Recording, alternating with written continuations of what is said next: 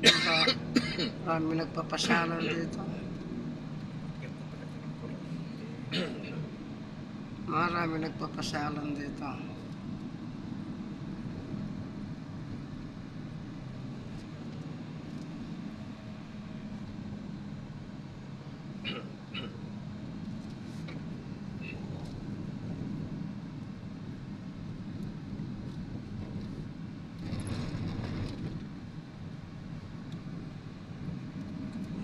Kalsada dito.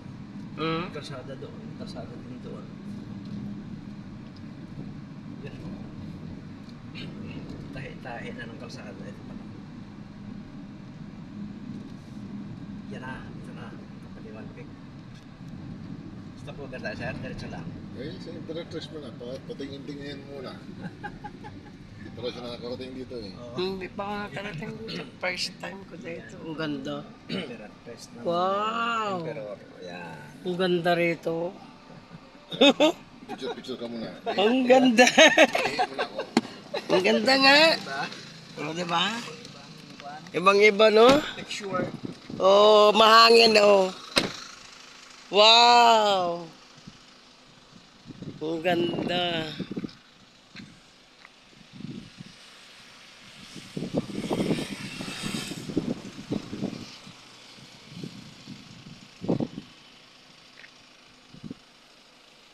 Oh, ang ganda.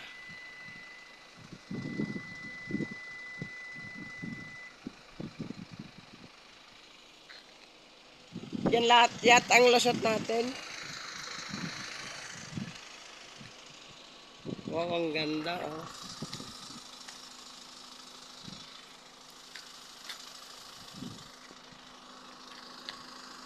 Ang ganda.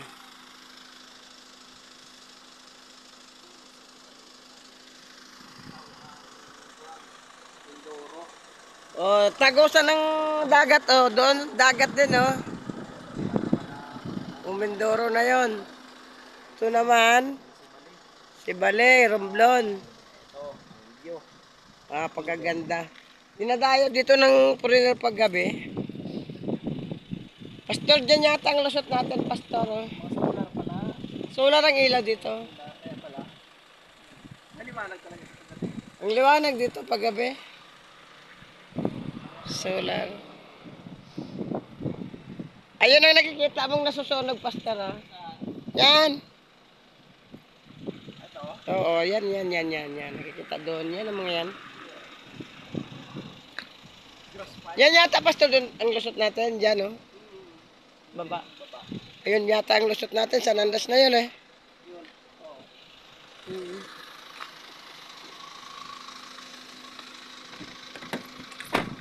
First time kong nakarating dito, ah. Sa, yun, ito sinasabi nilang, ano, Sa loob ng 60 years. sa loob ng 60 rin. Maraming mga taga-Udyugan hindi pa narating ito. Kahit yung Giancarlo hindi pa narating. O kaya nga, Andres.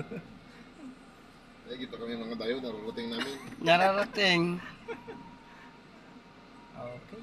Okay. Talita siya. First time ko. Maganda pala. Kaya pala, inaaya nila ako rito, magpunta rito. Yung barkada kong engineer. Engineer sa Manila siya na destino. Ay, ayan, may bukas na. Ay. Bukas sa pinto. Bakit itong sa akin? Ayun na.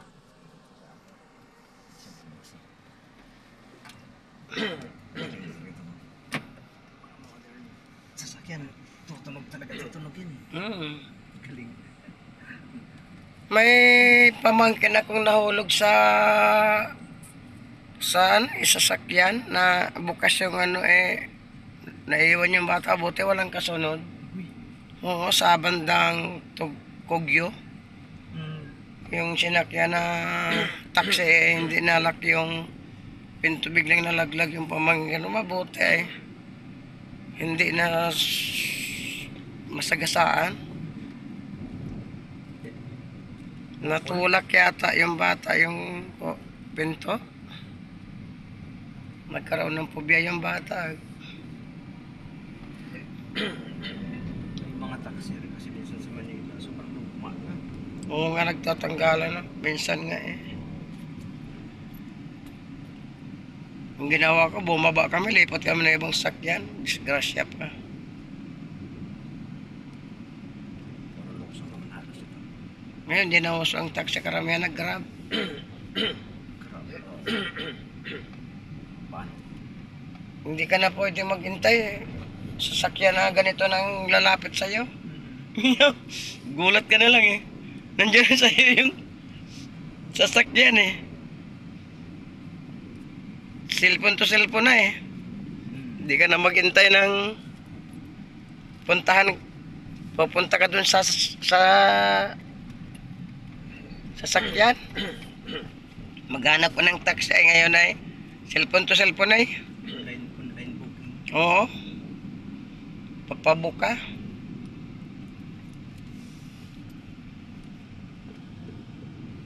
Mga bata sa Manila ay booking na. Hindi na kailangan na.